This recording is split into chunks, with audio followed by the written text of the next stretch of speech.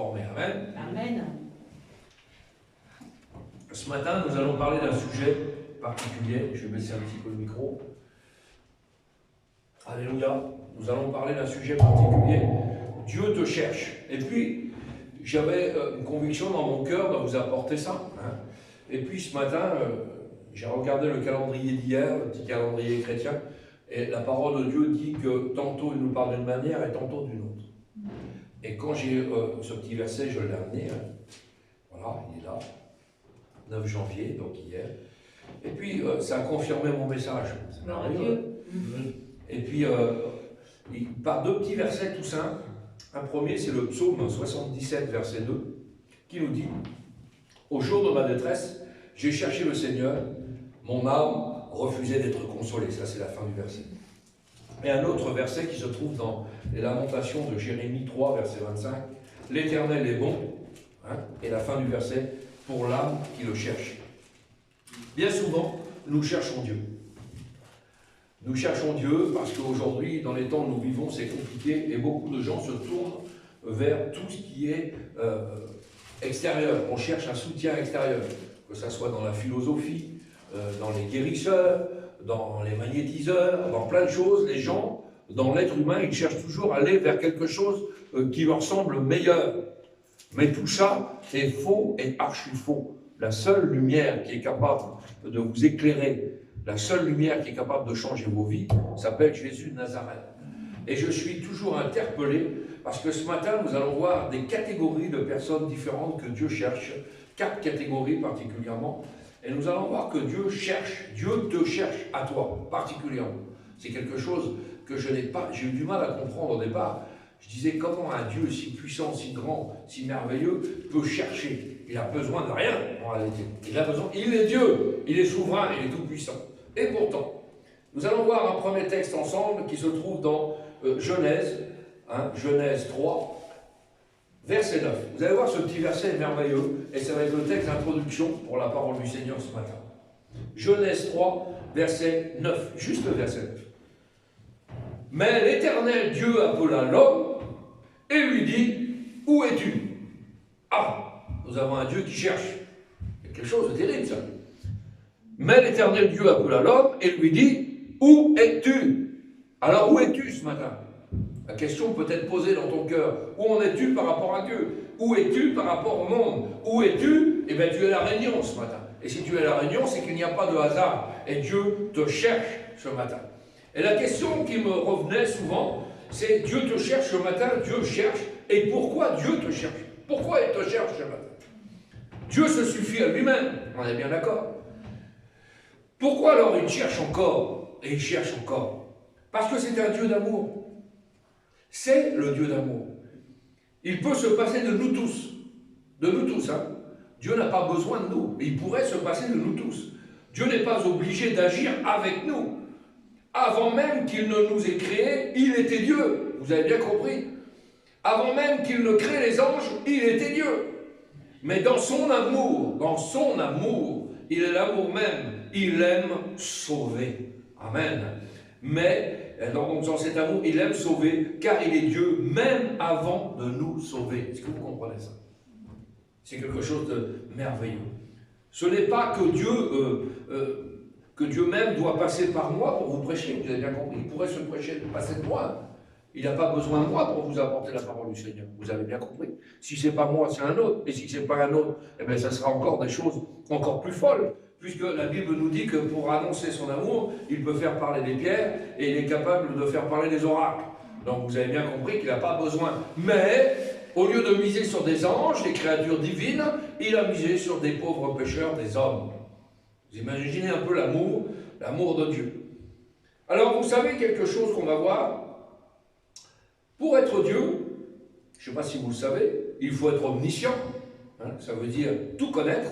Il faut être omniprésent, ça veut dire être partout. Et il faut être omnipotent, c'est-à-dire être capable de tout. Ça, c'est la nature de Dieu. Alors, une question me vient très simplement à l'esprit. Comment celui qui connaît tout peut chercher? Je ne sais pas si vous me suivez. Comment celui qui est partout peut chercher? Comment celui qui peut tout peut demander à l'aide? C'est quelque chose d'incompréhensible à l'œil humain. Parce que si un homme avait toutes ces capacités-là, il n'a plus besoin de personne. Eh bien, tout simplement parce que quand on peut tout, on ne peut pas demander de l'aide. Vous comprenez ça? Lorsque l'on connaît tout, on ne cherche pas. Lorsque on est partout, on ne cherche pas non plus. Mais nous voyons que la Bible nous dit que Dieu cherche. Il appelle Adam, et il appelle et lui dit, où es-tu?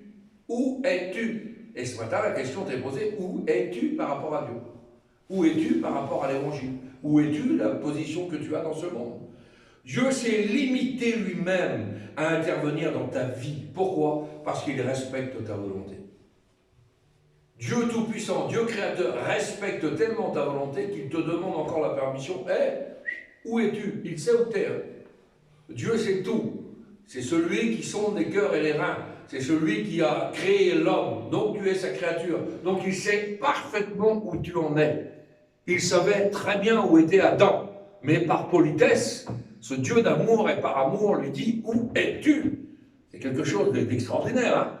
Pourquoi? Parce que la Bible dit qu'il ne prend personne de force, mais par amour. Il respecte ta volonté, c'est-à-dire ton libre arbitre.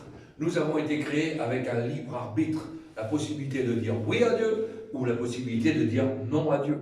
Même si Dieu est partout et qu'il voit tout, si tu refuses qu'il te trouve, il ne t'oblige pas du tout à collaborer avec lui. Voilà le Dieu que nous servons. Tu n'es pas obligé. Tu n'es pas obligé. Même si Dieu connaît tout et voit tout, s'il avait dit à Adam où es-tu et que Adam avait refusé de répondre, même si Dieu le voyait, Dieu n'aurait pas eu de dialogue avec lui. Vous comprenez ça? C'est quelque chose d'extraordinaire. Il ne peut pas t'obliger à collaborer avec lui. Mais voilà. Dieu est créateur. Et Dieu, en créant l'homme à son image, nous a créé, vous savez comment? Souverain.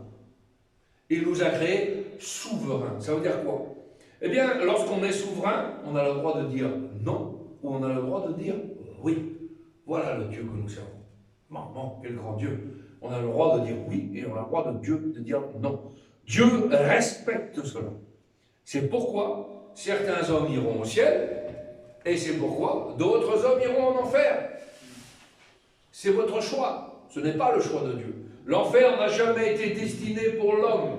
L'enfer a été préparé par Dieu pour Satan et ses démons. Mais l'homme, par sa désobéissance, eh bien, se conduit lui-même en enfer, depuis la génération d'Adam. L'image de Dieu en toi, c'est donc la souveraineté. C'est quelque chose d'extraordinaire. Parce que certains ont décidé de collaborer avec la volonté de Dieu, et d'autres ont décidé de ne pas collaborer avec la volonté de Dieu. Tu as le libre arbitre, mais tu ne pourras pas dire « j'ai pas entendu la parole de Dieu un jour ». Tu ne pourras pas comparaître devant le Seigneur en disant « hey, oh, moi je ne connais pas, je ne te connais pas, je n'ai jamais entendu parler de toi. » Ah bon? Mais tel jour, tu as été à une réunion, le Seigneur t'a parlé à travers ton serviteur. Tel jour, tu as croisé un chrétien sur ta route, il t'a parlé. Tel jour, tu as croisé un autre chrétien, il t'a témoigné. Tel jour, tu as écouté des chants de louange et il t'a témoigné. Ah oui, tu ne pourras pas dire, ah non, je ne sais pas qui est Dieu. Là, on prévient. La parole du Seigneur est bon. C'est quelque chose d'extraordinaire. Dieu cherche. Dans son amour, Dieu cherche. Et il y a deux portées différentes. Quand Dieu cherche et quand l'homme cherche. Ce n'est pas la même chose. Quand l'homme cherche, c'est qu'il ne sait pas. Quand on cherche quelque chose, c'est qu'on ne sait pas. Quand Dieu cherche, c'est par amour. Quelle différence! Il sait, lui. C'est un premier pas, un pas d'amour qu'il fait vers l'homme, vers sa créature. C'est ça, chercher pour Dieu. C'est faire un premier pas vers celui qu'il connaît, car il sait qui tu es. Il sait ce que tu pratiques, il sait ce que tu fais, il sait comment est ta vie, il sait quel est ton problème, il sait quelle est ta maladie, ton difficulté, les problèmes que tu as avec ta famille. Il sait tout. Rien n'est caché devant Dieu. Mais par amour, il cherche encore. La Bible déclare, 1 Timothée 2, verset 4. Il veut que tous les hommes soient sauvés et parviennent à la connaissance de la vérité. Je répète, il veut que tous les hommes soient sauvés et parviennent à la connaissance de la vérité. Tous les hommes, toutes les femmes, vous avez compris. Ça veut dire quoi la connaissance de la vérité? Toute la vérité, hein. C'est pour ça que l'apôtre Paul nous dit, je prêche toute la vérité, toute la parole de Dieu sans rien cacher. Il n'y a rien à cacher dans la Bible, il n'y a pas de sujet tabou dans la Bible. Il y a des sujets que dans certains endroits on évite. Vous comprenez? Ah bah ça on ne va pas trop en parler, ça on ne va pas en parler, et je ne vous parle pas des fausses doctrines, où on cache le mot péché, où on ne prêche plus sur la croix, où on ne prêche plus sur les choses essentielles de la parole de Dieu. Non, la Bible dit, l'apôtre Paul dit, je prêche sans rien cacher. Il n'y a rien à cacher dans la parole de Dieu. Tout est à nu et à découvert. J'aimerais vous dire à chacun de vous qui êtes ici, ce matin, que Dieu vous cherche. Même si vous êtes chrétien, et vous allez voir pourquoi. Dieu vous cherche. C'est quelque chose de terrible, ça. Et remarquez que Dieu cherche l'homme selon sa création. Hein. C'est-à-dire que, issu et créé de la poussière, il ne cherche pas des anges supérieurs à l'homme. Hein.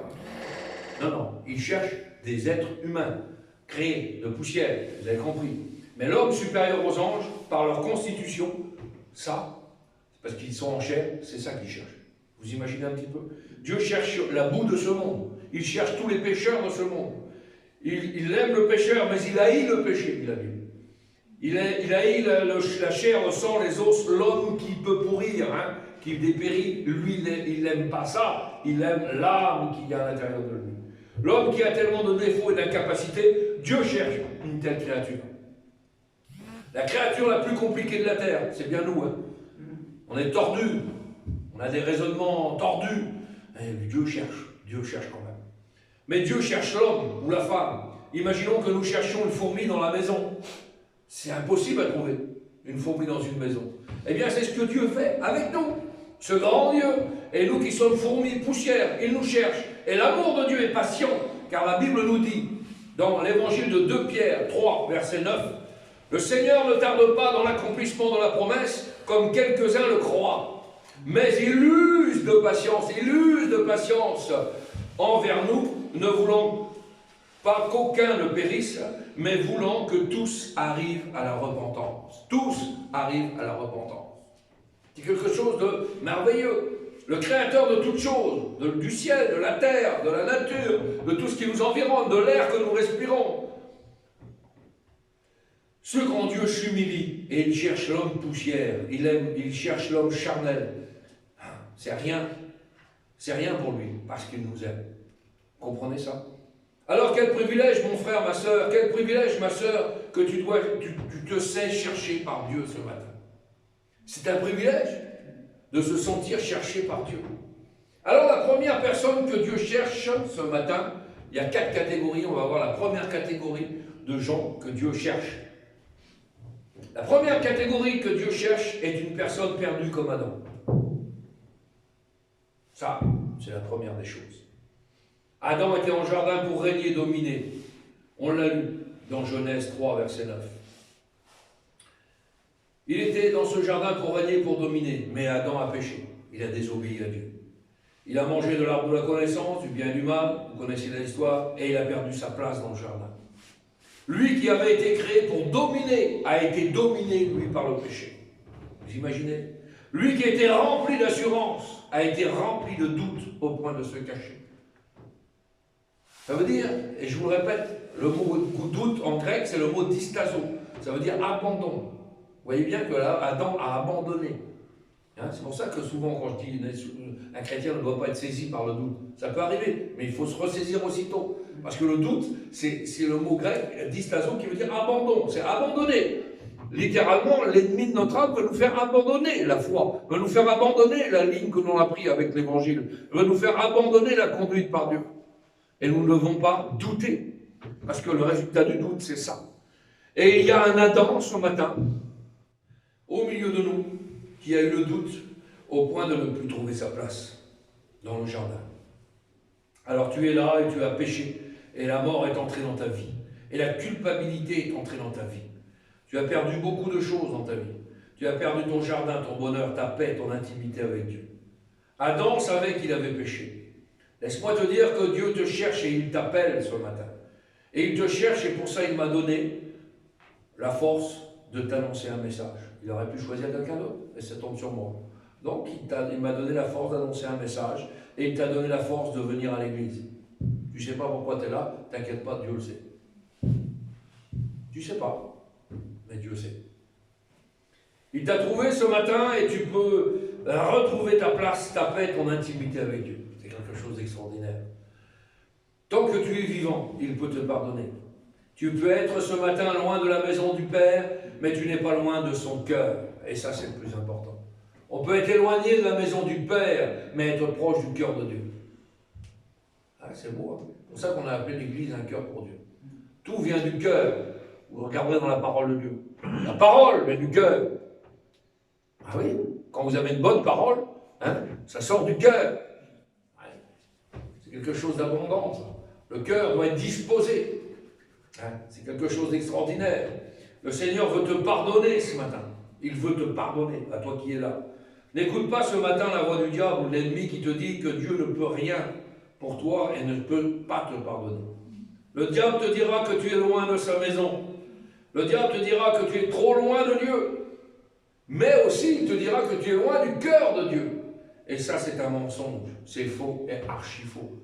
Tant qu'il y a un brin de souffle dans ta vie, il peut te pardonner ce matin. Car Dieu, lorsqu'il a vu Adam, ne s'est pas contenté de voir Adam. Vous lirez la lecture chez vous. Il ne s'est pas contenté de dire « Ouais, où es-tu? Ah, t'es là, Adam !» Non, regardez bien ce que fait Dieu. C'est le premier sacrifice de la parole du Seigneur dans l'Ancien Testament. Qu'est-ce qu'il fait Dieu? Eh bien, il ne s'est pas contenté de voir Adam, mais il a tué un animal et il a pris la peau et il a recouvert Adam, hein, qui était nu par le péché. Donc, c'est ce que nous avons vu jeudi. Rappelez-vous, l'interrupteur. L'interrupteur. Dieu ne se contente pas que de voir les ténèbres au-dessus de ta tête. Il ne se contente pas de voir que l'Esprit de Dieu se rende compte que tu es dans une vie dissolue. Non, il y a l'intervention de Dieu. Il y a le constat, premièrement, et après, il y a l'intervention. Par l'interrupteur divin. La lumière soit et la lumière fut. Amen. Amen. Il veut te pardonner et agir puissamment dans ta vie. Aujourd'hui, c'est le jour du salut pour ta vie et de la repentance pour toi. Amen. Eh oui. Peut-être que tu as connu les choses de Dieu, hein, tu étais proche, mais tu étais perdu. Eh bien, ce matin, tu dois prendre une décision ce matin. Non pas de venir prier à l'église là, hein. Vous n'avez pas compris, hein. C'est pas une église qui vous sauve, c'est pas un pasteur qui vous sauve, c'est pas une carte qui va vous emmener au ciel, c'est pas parce que tu appartiens à telle et telle association que tu vas aller au ciel. Ce qui va t'amener au ciel, c'est une relation intime avec Dieu. Amen. Jésus t'aime ce matin. Amen. Et il veut que tu pries ce matin. Et il veut que tu te repentes devant Dieu. Dieu ne cherche pas seulement des pécheurs ce matin, vous avez bien compris. Il cherche aussi une deuxième catégorie de personnes. Ah, qu'est-ce que c'est cette deuxième catégorie? Dieu cherche ce matin des intercesseurs. Ah, on va voir un beau texte ensemble. Amen. Amen. Merci. On va aller dans l'évangile de Ézéchiel. Ézéchiel 22, verset 30. Regardez bien. Je cherche, c'est Dieu qui parle, hein. Il cherche encore. Il cherche le Seigneur. Hein. Je cherche parmi eux un homme qui élève un mur, qui se tienne à la brèche devant moi en faveur du pays, afin que je ne le détruise pas. Mais regardez bien la tristesse de Dieu. Mais je n'en trouve point. Mais je n'en trouve point. Dieu cherche des intercesseurs. Ézéchiel 22, verset 30. Il cherche un homme, ou il cherche une femme ce matin qui se tient à la brèche après avoir élevé un mur. Il cherche des sentinelles. Tiens, ça me rappelle quelque chose. Il n'y a pas de hasard dans la vie. Il cherche des sentinelles, des gens qui veillent sur l'église pour qu'elle ne soit pas attaquée, qui veillent sur le foyer du pasteur, qui veillent sur ses frères, qui veillent sur ses sœurs par la prière, qui ont un regard lointain parce qu'ils ont une révélation particulière et qui voient le danger arriver de loin. Et c'est ce qu'il cherche ce matin. Il cherche des sentinelles. Il cherche quelqu'un qui se lève et qui veille sur l'église et sur les autres. Des sentinelles qui empêcheront l'ennemi de détruire. Celui-là, il doit être rempli du feu de Dieu, hein, et il domine par la prière sur toute chose. C'est important ça. Dieu cherche un intercesseur dans cette salle, ou une intercesseuse, hein, vous avez bien compris. Il n'a pas besoin de grade et de titre, il a besoin d'un lieu juste pour prier, cette personne-là. Vous lui donnez juste un lieu pour prier, c'est un intercesseur. Il fait trembler les murs. Je ne sais pas si vous avez vu ce film américain où cette femme de couleur priait dans son placard à balai. Oui. Hein, War Room, ça s'appelle. La chambre de guerre. C'est un film extraordinaire. Elle remportait toutes les victoires, ont été remportées dans ce petit placard à balai là. Et elle mettait tout avec des post-it partout, ses prières. C'est comme ça. Il doit y avoir des chambres de guerre chez vous. Hein, vous devez prier et intercéder pour les autres. Dieu cherche quelqu'un qui se tient à la brèche pour protéger la muraille et la ville. Et la muraille et la ville, ce matin, ben, c'est l'Église. On a besoin de protéger l'Église. Donc, quand il y a un intercesseur ou une intercesseuse dans un quartier, laissez-moi vous dire que le quartier est en paix. Quand il y a un intercesseur dans une église, l'église est en paix. Quand il y a un intercesseur dans une famille, la famille est en paix. Quand il y a un intercesseur dans un culte, l'Esprit de Dieu est là. Amen. Et l'Esprit de Dieu bénit. C'est pourquoi le diable n'aime pas les intercesseurs. Ah là, si tu commences à avoir peur du diable, il ne faut pas que tu sois intercesseur. Le diable n'aime pas les intercesseurs. Parce qu'ils sont des murs, des barrières. Et tu vois ce matin que quand tu pries, les choses qui t'entourent commencent à changer. Ça veut dire que tu es déjà sur la bonne voie. Dieu cherche ce matin des intercesseurs et il te donne un fardeau, celui des autres. C'est compliqué, hein, des fois, de prendre le fardeau des autres. Eh oui. J'avais prêché là-dessus, je ne sais pas si vous vous rappelez. Sommes-nous capables d'accomplir et de supporter les fardeaux des uns des autres? C'est un commandement de Dieu. Si nous ne le faisons pas, nous n'accomplissons pas la loi de Christ. Le texte est très précis. Ça veut dire que nous sommes en communion, dans la prière. Il te communique son plan ce matin, il te cherche. Pourquoi faire? Eh bien pour prier, pour jeûner, on va attaquer la semaine prochaine, pour prier pour ton pasteur, pour les âmes perdues, pour la ville de Passé, pour la ville de Rennes, pour l'entourage, pour la région, pour la France entière. En fait, il cherche un guerrier ou une guerrière dans la prière. Voilà ce que veut le Seigneur. Troisième catégorie de personnes que Dieu cherche ce matin. Nous allons faire une lecture dans Ésaïe. J'espère que vous me suivez, je ne suis pas trop rapide ce matin. Non, ça va mieux. Ésaïe 6, verset 8. Ésaïe 6, verset 8. Alléluia. Dieu cherche ce matin encore une autre catégorie de personnes, des gagneurs d'âme. Amen. Ça. Eh oui. J'ai entendu la voix du Seigneur disant, qui enverrai-je et qui marchera pour nous? Je répondis, me voici, envoie-moi. Le Seigneur cherche, il cherche encore ce matin des gagneurs d'âme. Me voici, envoie-moi. Il cherche ce matin un homme pour parler de lui, ce matin. Nous avons c'est marrant parce que j'ai noté ça sans penser à ce que la situation qu'on vivait actuellement dans le monde. Je dis, nous avons le vaccin et nous laissons les gens mourir. Et ça correspond pile à ce qui se passe actuellement, mais je n'ai pas réfléchi quand j'ai lu le texte. Nous avons le vaccin pour la solution. Nous avons le vaccin c'est Jésus. Nous avons l'évangile et nous laissons les gens mourir autour de nous. Nous avons le bon remède. Vous savez, aujourd'hui, ce qui va nous sauver, ce n'est pas un vaccin X, Y ou de tel ou tel laboratoire. La plus grande contamination qu'il y a dans le monde aujourd'hui, c'est le péché. Ce n'est pas autre chose que le péché. Ce n'est pas la contamination par une maladie quelconque. Non, la plus grande maladie qui est propagée dans le monde, c'est le péché. Et nous avons le vaccin pour le péché. Nous avons le vaccin, nous le possédons. Il s'appelle Jésus de Nazareth. Et nous devons vacciner les gens qui nous entourent afin qu'ils soient sauvés. Amen. Sauvés. Si nous ne parlons pas à notre génération, Dieu ne le fera pas à notre place. Il y a des choses que nous pouvons faire et il y a des choses que Dieu peut faire. Mais il nous a donné une mission, c'est de parler. Regardez, allez, faites de toutes les nations des disciples et baptisez au nom du Père, du Fils et du Saint-Esprit. Matthieu 28, verset 19. Nous devons aller propager l'évangile. Derrière les carrefours, derrière les... Partout. Partout. C'est pour ça que nous faisions des maraudes pour les SDF, pour tout ça. Il faut aller partout le monde, pour préparer ce vaccin, pour pouvoir vacciner les gens afin qu'ils puissent avoir la vie éternelle. Si nous ne parlons pas à notre famille, à notre propre famille, Dieu ne le fera pas à notre place. Ah oui, nous sommes des témoins. Nous sommes des lettres lues, la Bible l'a dit. Donc nous devons témoigner à nos propres familles. Si nous ne parlons pas aux pécheurs, Dieu ne le fera pas à notre place. Mon frère, tu vis dans le péché, tu as des problèmes, tu as des difficultés, tu es dans l'alcool, tu es dans la drogue, j'ai quelqu'un, il y a requête de prière pour un foyer. détruit par la boisson. Et si nous ne le faisons pas, qui va le faire? Eh oui. Dieu a besoin de ta bouche, il a besoin de tes pieds, afin de sauver le pécheur au travers de toi. C'est une belle tâche, hein?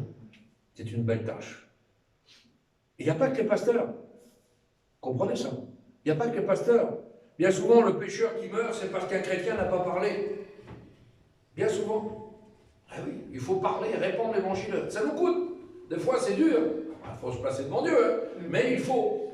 Soyons des gagneurs d'âme ce matin. Amen. Vous savez, bon, là, on est encore en France, mais c'est une terre particulière, la Bretagne. Hein. Il y a beaucoup d'occultistes en Bretagne, vous comprenez? Mais en Afrique, c'est pire. Et moi, j'ai vu des choses. Un sorcier arrive dans un pays, il arrive dans un village, en 2 minutes, le village, tout le monde est mangé. Hein. Vous avez compris ça? Et nous, on est un chrétien dans un village, et on n'est pas capable de répandre l'évangile. Vous comprenez ça? Il faut faire attention, ça. Oui. Le diable fait des disciples dans le monde. Le diable fait des disciples aussi dans le monde. Il n'y a pas de problème. Il est à plein tout le monde, lui. Vous avez vu, j'ai prêché sur ça. Le temps. Nous n'avons pas assez de temps. Et j'avais parlé que le diable, c'était le clown dans le cirque. Le clown vous fait rire et vous distrait. Mais lui, c'est son job de vous distraire. Vous comprenez? C'est son métier, c'est son boulot de vous distraire. Et pendant que vous êtes distrait, vous n'êtes pas dans les choses de Dieu. Ah oui, lui, c'est son boulot à plein. Il rôde comme un lion rugissant, cherchant qui va dévorer. Il rôde. Vous savez ce que c'est rôder, hein? Ah oui, hein. La Tchoura, quand on était jeune, on savait, on rôdait, on cherchait une faille dans le système, on passait 4 fois devant la maison, 10 fois devant la maison. Vous comprenez ça? On cherchait la faille, on rôde. Mais le rôde pour un but. Vous comprenez ça? Pour un but. C'est pas pour se promener, pour flâner la tête en l'air. Non, c'est qu'il y avait quelque chose derrière ça. Vous comprenez? Alors, il faut faire attention à ça. Le diable, lui, il sait qu'il a peu de temps, dit l'ami. Donc, il joue ses dernières cartes. Nous aussi, nous savons qu'on a peu de temps. Alors, jouons nos dernières cartes à pouvoir propager cet évangile autour de nous. Et puis enfin, il y a une 4e catégorie de gens que Dieu cherche. Et nous allons faire une lecture encore ensemble, qui se trouve, vous avez vu, j'étaye tout sur la parole de Dieu, hein, parce qu'on ne peut pas faire autrement. Et on va aller dans Jean 4, verset 23. Jean 4, verset 23.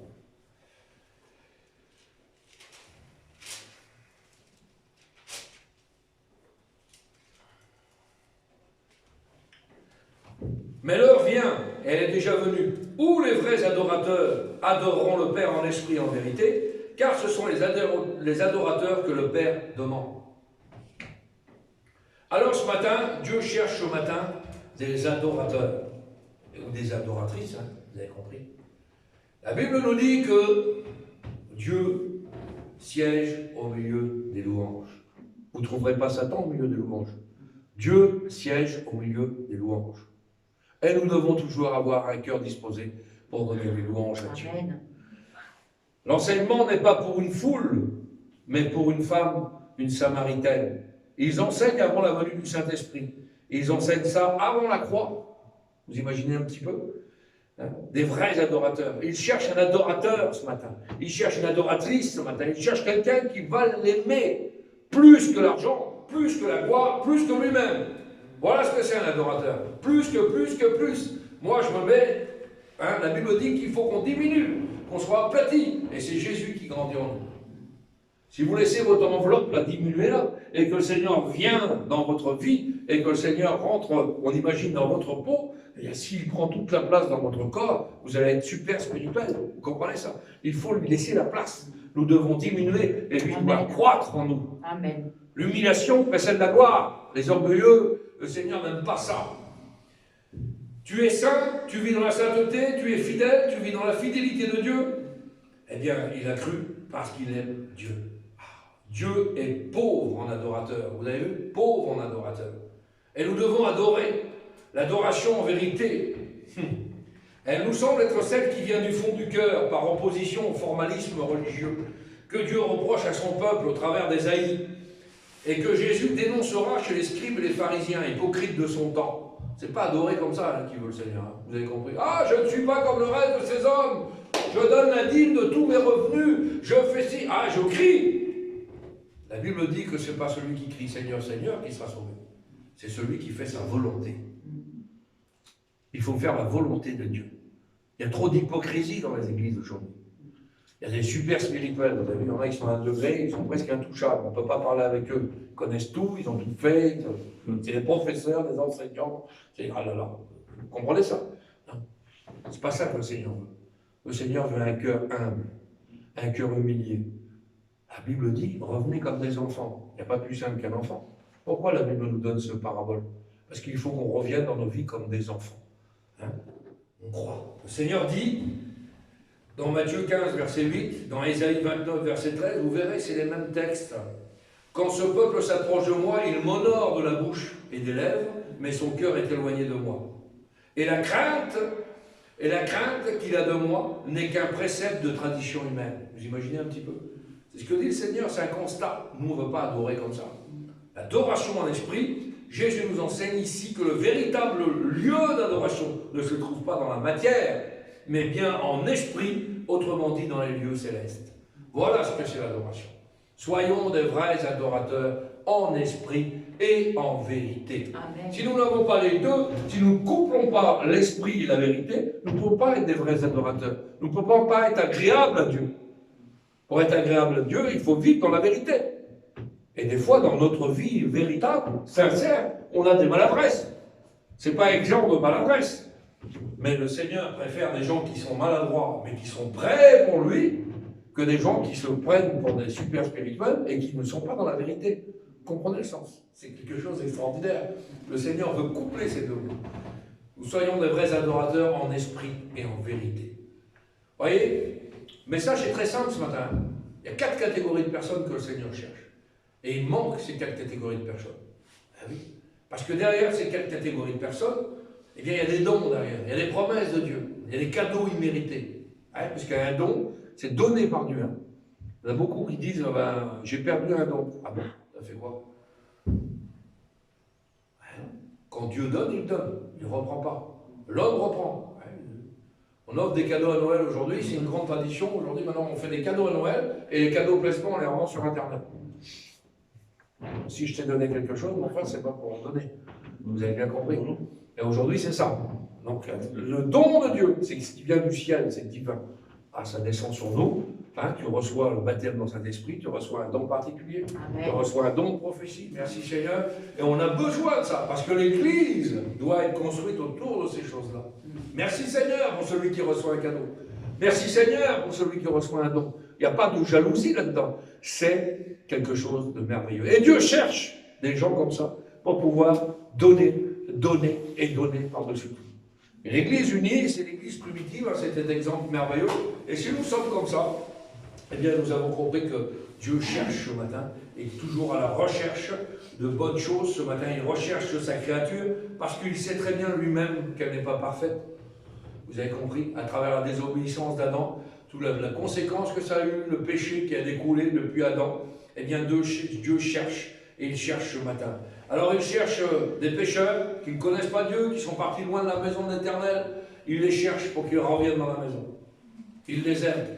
Et nous avons encore ce matin la possibilité d'avoir un Dieu du recommencement. Amen. Si tu n'es pas à la hauteur, si tu n'as pas été à la hauteur, que tu crois que Dieu n'est plus avec toi, que Dieu ne marche plus avec toi, eh bien ce matin, le Seigneur est capable d'encore s'étendre ses mains sur ta vie et te donner une seconde chance. Alléluia. La deuxième catégorie, nous l'avons vu ce matin, eh bien, il cherche des intercesseurs. C'est quelque chose de merveilleux. Un intercesseur, c'est quelque chose de merveilleux. C'est quelqu'un qui intercède dans la prière, qui se met à genoux dans la prière, qui prie pour ses frères, qui prie pour ses sœurs. C'est des colonnes dans l'Église. La troisième catégorie, il cherche des gagneurs d'âmes. Les gagneurs d'âmes, c'est des gens qui évangélisent autour d'eux. Ils sont capables de propager quelques versets par rapport à un témoignage, par rapport à plein de choses. Ce n'est pas limité à un serviteur de Dieu. Hein, que nous puissions être des témoins vivants de sa parole, comme dit la parole de Dieu. Témoins vivants. Pourquoi? Il y a des témoins morts. Ben oui, il y a des témoins qui sont morts. Il y a des chrétiens qui sont morts du 1er janvier au 31 décembre. Ils n'ont jamais un mot de Dieu dans la bouche, ils ne prient pas. Nous avons vu, Soisy qui a eu des voisins, ils étaient morts spirituellement. C'est des chrétiens, l'étiquette. Voilà. Autocollant, je suis chrétien. Et tu fais rien pour Dieu, rien, zéro. Il n'y a pas de vie, c'est mort. Vous êtes comme des sépulcres blanchis, dit la Bible. Non, un chrétien est vivant, un chrétien il loue, un chrétien il adore, on écoute la prière. Rien que par ça, déjà, c'est un chrétien. Ça, c'est un chrétien. Ah ouais, on le voit, ça donne soif. Nous sommes le sel de la terre. Amen. Nous devons donner soif à ceux qui nous entourent, dit la Amen. Bible. Alors il faut intercéder. Et enfin, la quatrième catégorie, ce matin, il cherche des adorateurs en esprit et en vérité. Nous sommes des adorateurs ce matin et nous allons prier le Seigneur ensemble. Amen. Merci, Seigneur, nous voulons te bénir, te rendre grâce. Alléluia, Père. Te dire merci parce que Seigneur, tu ne cesses de chercher. Ah, merci, Parce Père. que tu es un Dieu d'amour et par amour, tu cherches toujours ta créature. Tu cherches toujours